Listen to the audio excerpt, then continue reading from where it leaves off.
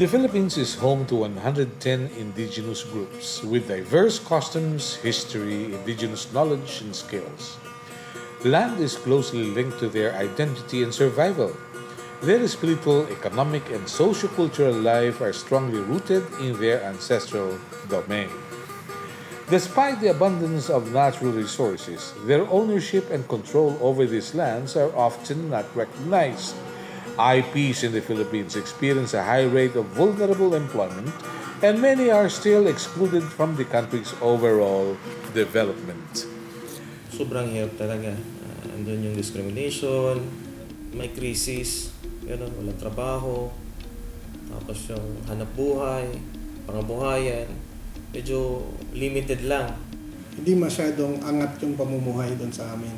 Pag IP ka, wala yan. Wala yung kakayahang umangat sa buhay.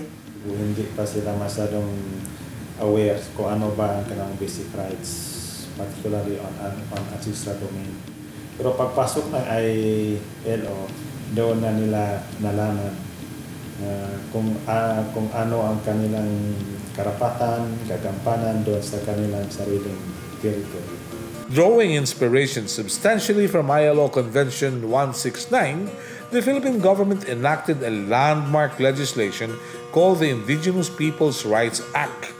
IPRA is consistent with the principles of the ILO Convention 169, which serves as the only legally binding instrument that recognizes the IP's rights, covering a wide range of issues to define their own priorities and respect for the cultures and ways of life.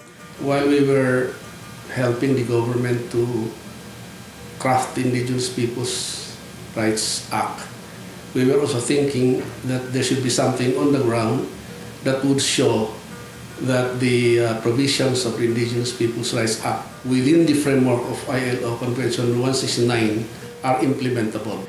The ILO intervened through demonstrative projects aimed at strengthening their individual and collective capacity for self-reliance. Among the most recent projects were the Indigenous Peoples Development Project, or IPDP, in Caraga and Lake Cebu. The projects aim to provide IPs the opportunity to take responsibility and leadership in ensuring the integrity of their ecosystems and ancestral domains. Meron na kaming sa lumbia, nakakatulong din yung planta, tsaka yung beads, yung cowhead.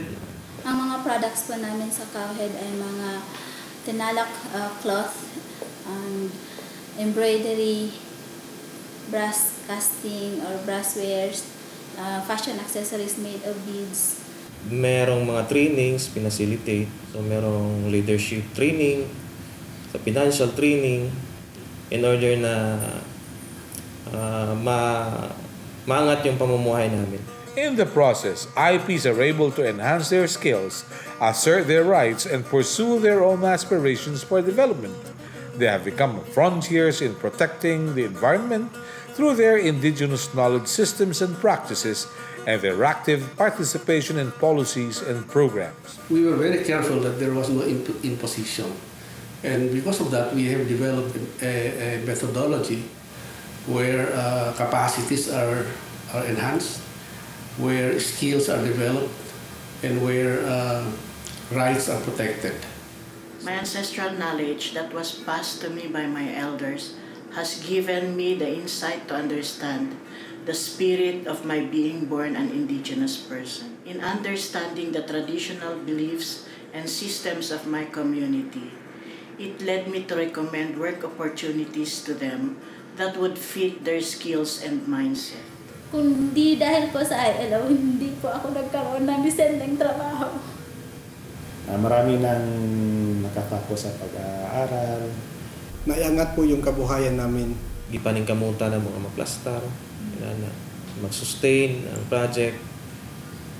Para pag-abot sa panahon, may mabilin sa mga sumusunod. It will be a model that would effectively be inspiring to the communities, especially the youth, that would uplift their lives' conditions. And that's how far ILO has gone, has progressed in terms of that intervention.